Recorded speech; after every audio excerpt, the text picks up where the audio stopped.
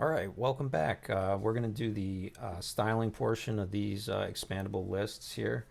And we'll start out right here with our SCSS file, which is compiling down into our styles.min.css.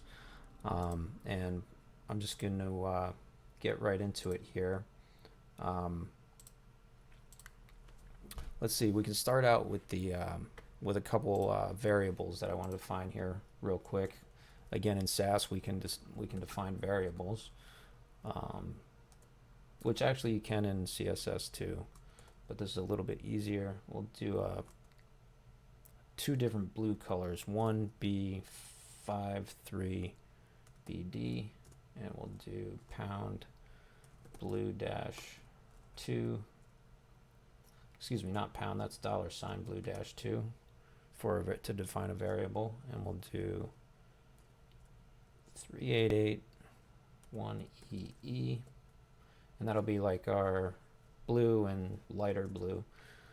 I want to just do a star selector and set the box sizing to border box, and then I want to do the body, and we'll do a background image. And I'm going to use that eggshell image. We'll go back a folder and into the image folder and to the bg.png, and we will do a background repeat, and we'll repeat X, and we will repeat Y also. And we'll save that, and there you go, we have our background filled in. We'll define the font family, and we'll use our Google font PT Sans, and then we'll just do Arial Helvetica Sans, and we'll do letter spacing of 0.04 rem. This just spaces the fonts apart just a little bit there, and I just resaved, and you can see the font there now. And we'll do font weight of 400.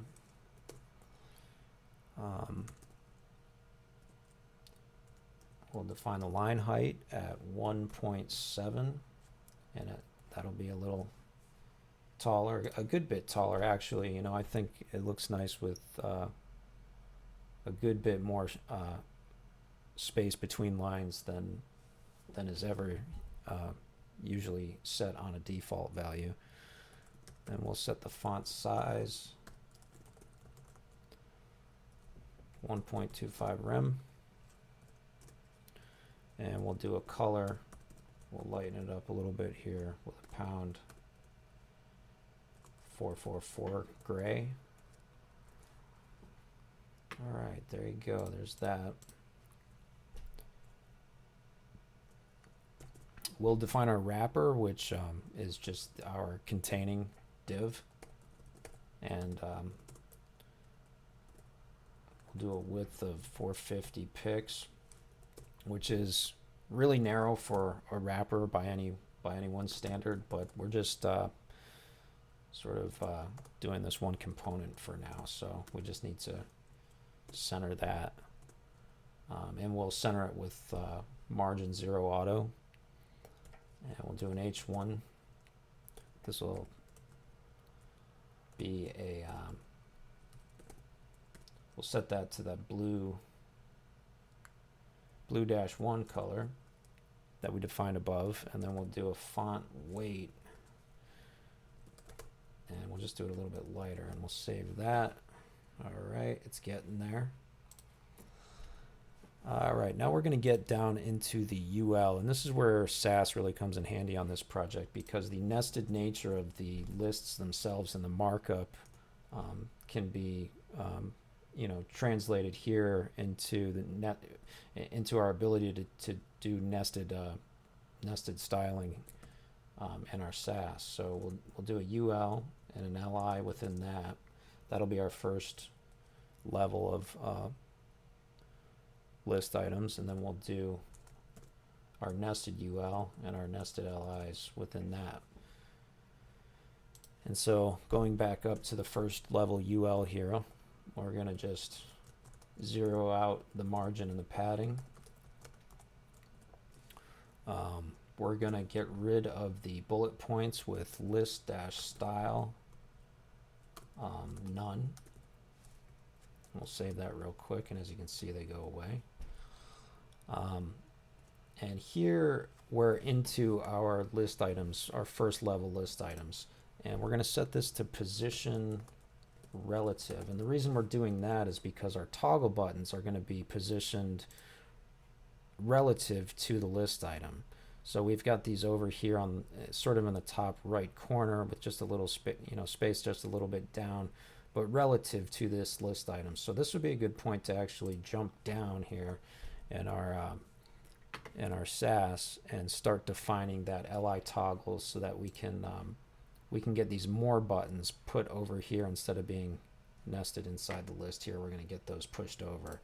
So we're going to do a class here called li-toggle, which is what we named it in our HTML, and we're going to position it absolute. We're going to position it 9 pixels from the top of its relative container, and we're going to push it all the way over to the right, 0 pixels from the right.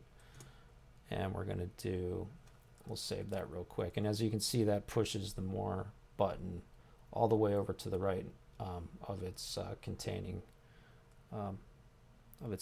list item. We're going to style the buttons now with background color. And we'll do our variable. We'll just do blue 1. And we're going to set a min width on those to 4.4 rem. Not mind width, although that would be a good property.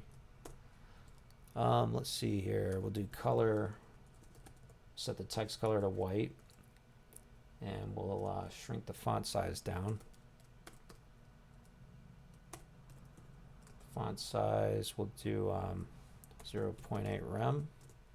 Now we'll set the padding of 0 on the top and bottom, and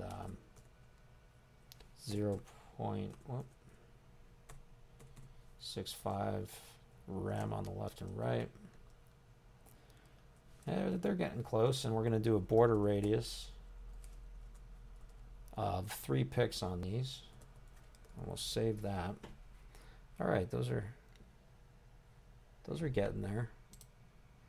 All right, the other thing we want to do is when we hover on those, we want, to show a hover state. So we're going to do ampersand : hover inside of our li-toggle property here, and we're going to set the cursor to a pointer, and we're going to change the background color just a little bit. So we'll go with our other variable,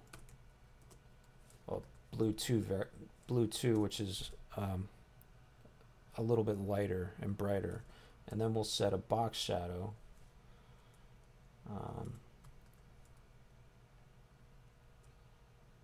We'll do 0 on the left, 0 on the offsets, and then 3 pix blur, and we'll set it to like a medium gray. We'll say #555 and save that. And as you see, when we hover, we get the bright blue and the drop shadow in the background, just a little light up there. All right, so that looks good. So that's our button. We've got that placed. Now let's go back up to where we left off with our relative positioning on the list item. And let's continue on here. So we're going to do let's get the borders in. We're going to do a border dash bottom, And we're just going to do a really subtle border. We're going to do 1 pix solid pound CCC. Again, really just enough there to define, you know, a break between items. We're going to set some padding. We'll do 0.5 rem on the top, 4.4 rem on the left, 0.4 rem on the bottom, and 0 on the left. What did I say? 0.5 on top, and then 4.4 on the right. The 4.4 is to offset for the button. So in other words, you don't want the text, if there were more text here, you wouldn't want it running either over or under or getting in the way of an absolutely positioned button. So that's what's up with all the padding there. Let's see what else we got here. Let me close that. And then let's, oh, the other thing is that we have some double lining going on here. And it looks like it's on the last one of the list items. So for each list item, like it's on the very last one here, but then it's also on this one, which is the last of the nested list. So we need to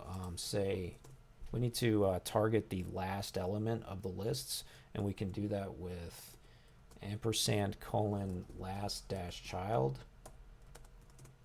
and whoops, ampersand, not dollar on that, and we'll just say border bottom none, and save, and there we go. So it's starting to look good there.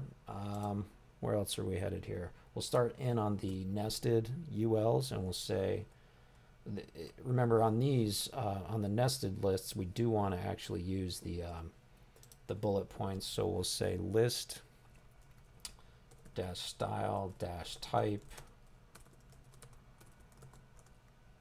disk. And you can see the disk there, but it's sort of outside the list. So we'll set that to list dash style position, and we'll say inside, and that'll bring it in. And then we'll do some padding. Top 0.35 rem, and you'll just see the spacing between the list item and the nested list. Change that up. Just little tweaks, little adjustments here and there. All right, let's see. Now on the sublist items here, we don't want border, so we're going to do border none. And we also want those to be colored in that blue. So we'll color this with the blue 1 coloration, and we will set the font size 85% of what it would normally be. All right, that looks good. And then we'll do padding, and this will tighten things up in the sublists. We'll just do a padding of 0.1.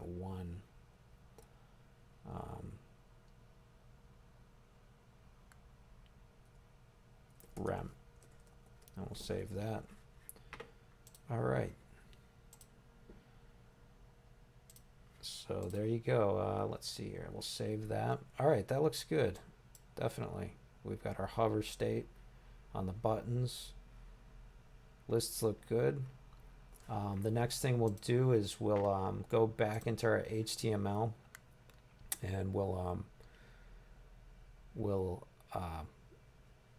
style these nested items to be hidden when the page first loads, and then they'll be hidden by default, and then we can toggle more or less. We'll come back in the next video and get into the JavaScript where we'll handle all that. So we'll see you in the next one.